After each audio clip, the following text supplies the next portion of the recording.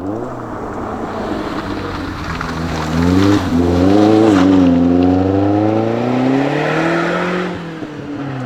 welcome to a new Harry's Garage video, and you can tell this one we're out in the Alps again.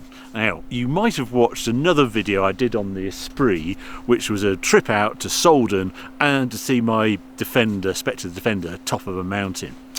Well, at the end of that video I said, oh, we're going home. That was a slight lie. We're not going home. I couldn't bring this Esprit out here without going a little bit down the road. 3 hours down the road is Cortina. And you might have watched a Bond movie called For Your Eyes Only, which featured a white Esprit at the beginning, and then it turned into a bronze Esprit as it went into Cortina with some skis strapped on the top.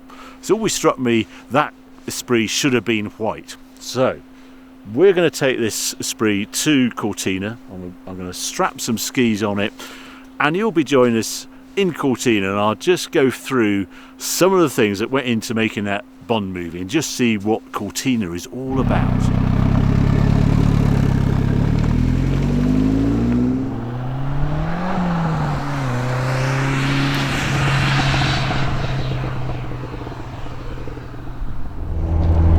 Well, we're only 19 miles outside Cortina now. When I was researching this story of how it all happened, the Lotus Esprit's going to be part of For Your Eyes Only. Dave Minter, who's a bit of a legend at Lotus, a development engineer, and he was working on the Lotus Esprit at the time, and it was his job to take the cars out there for the film. And he was telling me that they couldn't actually go the way that we're going to Cortina. It came across, we couldn't come from Austria and down because all these roads were blocked, which is a bit of a shame. They had to drive. They went down to basically Nice and went along the coast of Italy, and then came up to Cortina from Italy. Sort of went to Turin, Milan, and came up that way to miss this out. So he missed all this. So if you just want to look at the road, it's just mega bit of road in between the mountains. The Dolomites, they have this character of being really rocky and craggy. There's a fair bit of snow here, I have to say.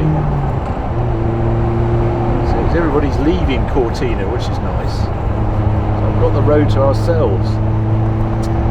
And this is where this little Esprit really works for me. I love the character of it, the fact it's turboed, and it makes all the snorty noises, and then you've got the wastegate.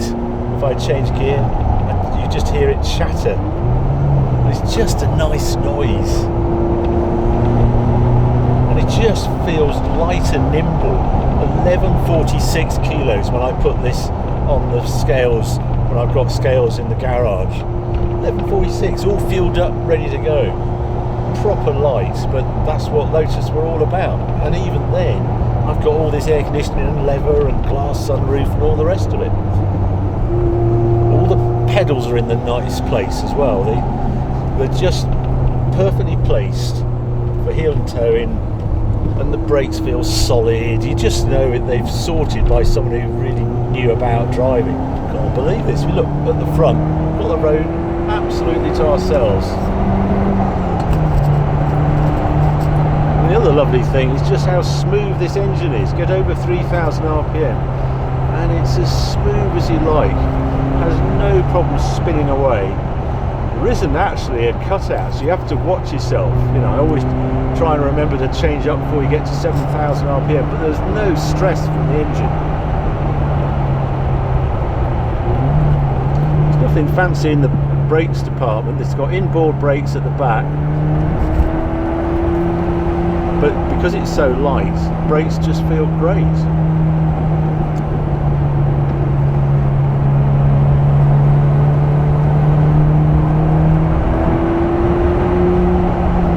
This is a bit different after all those autobahns.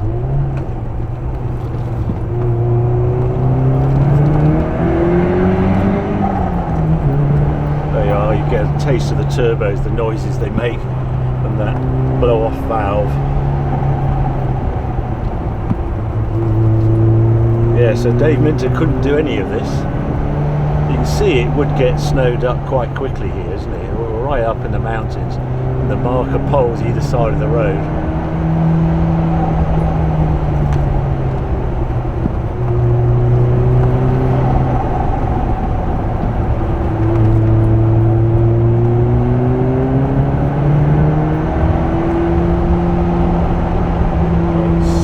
Cross-country skier, side of the road.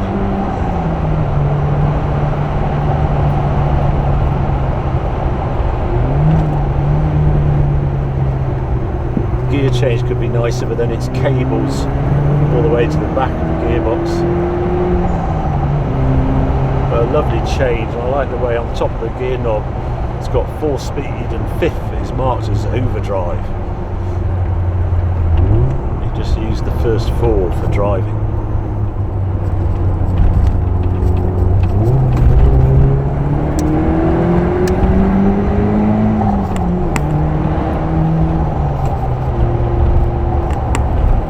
Little bits of snow now coming onto the road, so we'll just take it a little bit easier. Don't know if you can see above my head this. Get this wonderful vistas through this glass sunroof when you're in scenery like this. It's a really nice feature of this car.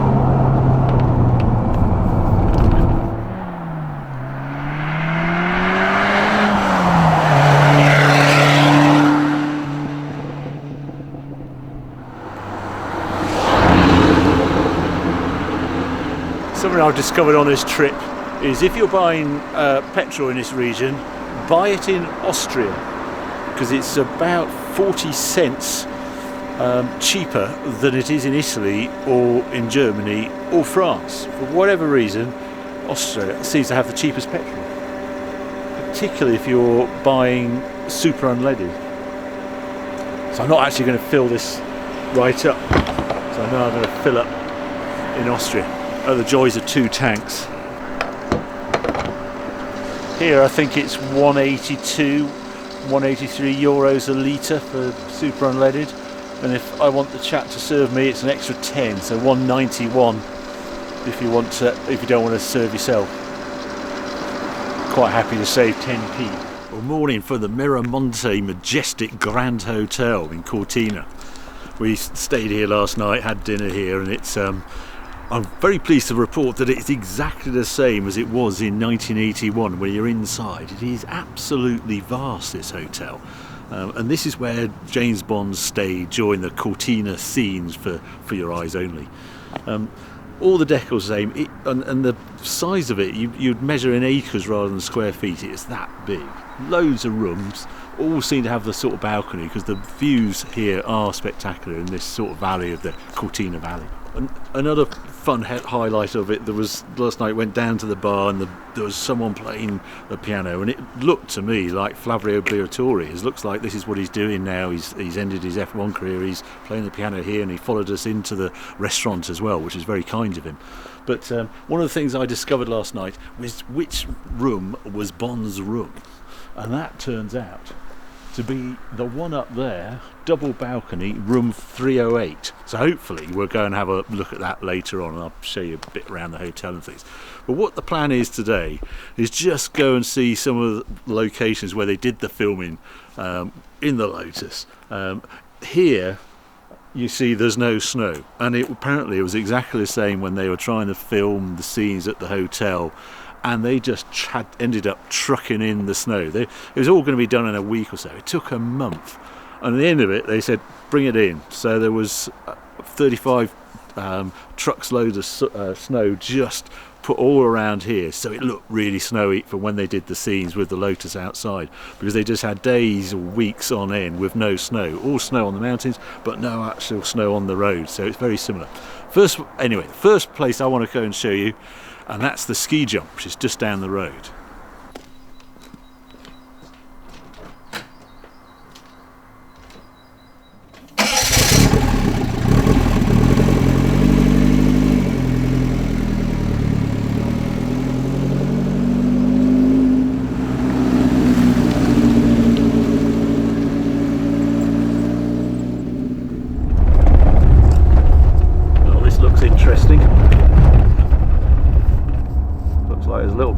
off-roading to hit the...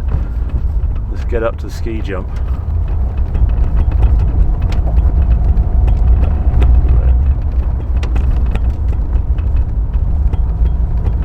Not sure if this is where Lotus Esprit should be going, but I'm dying to see this ski jump for real because it looks terrific.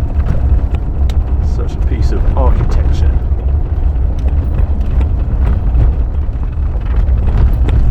Where is it? I didn't think it'd be this far.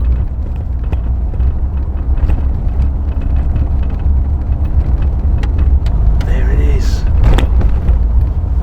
How cool's that? Just to go and take your dog for a walk and come across a proper, genuine Olympic ski jump. What got me about this ski jump, you'd think with the Olympics coming here in 2026 they'd use it all over again, but no. As they discovered, since the Olympics were last held here, they jump way further, and in 2026 if they put a ski jumper on here, he would jump beyond the arena here and probably onto the main road. So they've got to start again with a ski jump, which is unfortunate. And another little top tip, if you're walking on ice, I bought these crampons to put on your shoes, they're ace. Suddenly I can walk around on the ice in normal shoes, which is a problem when you drive a Lotus because you can't put big boots on because then you can't drive the car. But with these I can drive the Lotus and walk on ice. Right, back to the Lotus.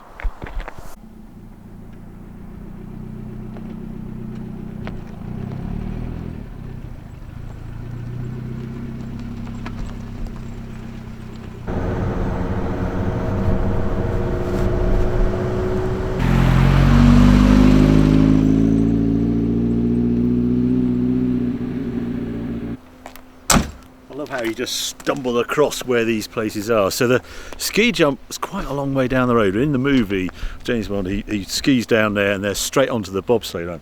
Unfortunately, in real life, it's not quite like that. They are separated. We have the ski jump here, right up. There's Cortina, the birds, and up here is where the bobsleigh run. But look at it. Here it is. This is the.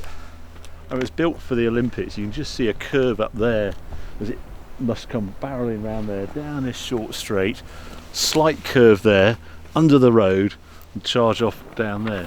What's interesting, Cortina is really excited because they're going to get the Olympics here in 2026. And they're going to build a new bobsleigh run because if you've got skeleton and different forms of sleds going down, bobsleigh can have an extreme curve while skeleton types don't. They're not as extreme. So this was properly extreme, and watching the movie again I just couldn't believe that guy skied down a bobsleigh run. But there it is, and I can sort of see it just twists up through these trees somewhere. I'm not going to go all the way up, but yeah, it's just lovely to find these mementos of this glorious past and when the film was done. Okay, well the next thing we'll do is back down into Cortina and go and see the ice rink right in the centre of town.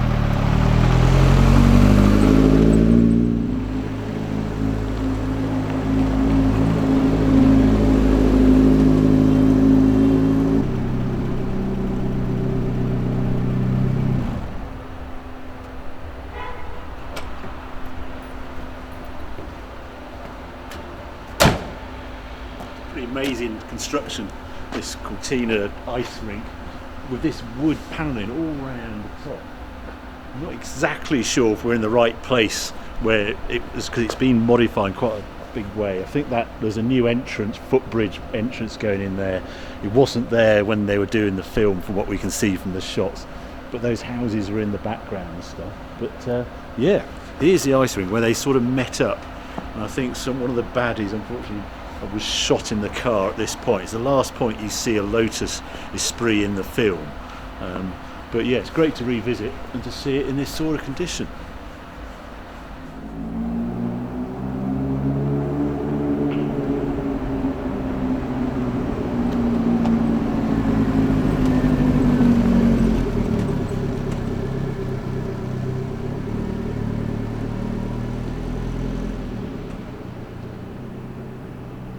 Well, that's been an amazing day. We've just been around the Cortina area and headed up into the hills and actually managed to get the car on a piste. Did look spectacular and just yeah, reliving the Bond moments. Yeah, 1981, that movie, and when Lotus came out with this car for Roger Moore to drive, ever so briefly, has to be said, in the film. Didn't get a starring role, unlike, The Spy Who Loves Me, Swimming Esprit. I just love the backstory of how Lotus managed to get a Lotus in Bond movies, and it's all down to a very good PR marketing guy at Lotus, Don McLaughlin. Back in the day, 1975, knew someone at Pinewood, and he said, "Here, we've got this new car coming out, the Esprit. Do you think there's something we could do?" He says, "Well, they hatched up this plan just to leave it outside Pinewood, the main gate where all the bigwigs had to come in the morning, and they debadged it completely. Nothing on it saying it was a Lotus, but obviously it drove in, it parked up, it was red, and it got noticed. And then Don McLaughlin, during the day, just moved it to a different location, saying nothing. He said he got a few crowds around the car, and he said nothing, and just said, excuse me, I've just got to move this." And they wouldn't let on what this car was and what it was. But it worked. It really plucked the interest, and the Bond Eon guys saw it. And Cubby Broccoli was on the phone and got a hold of Don McLaughlin and said, "Come and have a lunch." And the Lotus Esprit, being in The Spy Who Loved Me, was all done over a lunch. Handshake, no written agreement, no nothing. And that is the story behind the Swimming Esprit. And then when they did For Your Eyes Only, they needed a car. Roger Moore appeared, obviously, with the Lotus anyway, so it just dropped in, and it was a white car. It's when they just brought in the turbo version of the Esprit, the S3. It was Essex. Remember the Esprit Essex? Well, they painted one of those white. The Essex was a limited run dry sump car, and then they went into mainstream production, and that's the car you see in Corfu in the first part of the movie, and then it gets blown up because someone spots the baddie sees these things on the outside. It says "burglar protected." Didn't take any notice, shrugs, opens the door, and promptly the car blows up, and obviously blows up the baddie as well. So the next time you see the Lotus Esprit, it's in Q's lab being rebuilt. Roger Moore just sort of says, "Oh, I see you've got the Lotus back." "Yes, we're having to rebuild it." And it had changed to a sort of bronze metallic, and that was because the creative director, decided that the white wouldn't show up very well in the snow. Well, I tend to disagree, and I hope you've enjoyed this shoot to see whether a white car works in snow or not. I think it did. But it's weird that they never explained it. And then there was a little scene within Cortina. It was very little scene. He brought up to the hotel, as you saw, and he also goes down to this ski rink where he meets the baddie during an ice hockey thing. There's a bit of a fuffle, and the baddie's shot, and that's all you see of the Esprit. So anyway, I've always wanted to come out here, see what Cortina was like, and see how the Esprit behaved on a trip like this. I'm actually doing this story for Octane Magazine. So to read the full story, I suggest you buy the issue with this story in, which should be on the cover. But as a conclusion, how do I feel about this car coming out here? Well, the big surprise, I wanted to prove this car was a bit of a GT, and I think it's behaved impeccably as a GT. I find modern Lotus, they've gone very extreme, very fast, fantastic handling, but they're so stripped out. What gets me about this period of Lotus is they were a GT. They were meant to be used every day. So I find the same. I've got a little Land Sprint, and it's all sort of walnut dust and nice and comfortable, even though it's the most beautiful handling car. And I find this Esprit S3 was the big surprise to me. It was actually comfortable. It's got standard air conditioning. It's got a proper stereo. It's got a glass sunroof, which just opens up the scenery for you. A whole load of things that you don't really get in Lotus now, and yet this car weighs what it does, 1146 kilos, and the big tank, and it's 400 miles range easy on a tank. It's 25, 27 to the gallon, quite happy on a trip like this, and got boot space, etc. And it strikes me is closest you get to it now is the Alpine A110 perhaps, but the thing, this was a more aspirational car. I feel back in the day it was TVR sort of took on the same role, that you had the performance, you had the design at a lower price point, but you wanted the Lamborghini, you wanted the Ferrari, you wanted the Porsche. But if you bought a Lotus, well, this hard to argue with, because it had this great ambience, it did the performance, and yet it was a bargain. This car was, I think, £25,000 new, at a time when a Ferrari were 50, 60,000 rivals. 1987, this car. This is the Lotus Esprit Turbo 8C of 1987. Basically, it's the new drivetrain for the new S4 Esprit, the Peter Stevens designed car, in the older body. So it's a rare sort of run-out model, and I'm so chuffed to have this car. This low mileage example, I bought it at 19,000 miles. It's now 23,500 miles. And I paid a lot of money in Esprit land for it, £45,000. But these are available £25,000, £35,000. Always strikes me a real telltale that it's a usable car. They've all got quite good mileage, 60, 70,000 miles on them quite happily, these cars. It just shows you people actually buy these to use them. So I've really enjoyed owning this car. I hope you've enjoyed this video as well. It's been great fun to make, and if you have, well, keep watching, keep subscribing, because there'll be more videos coming on very soon.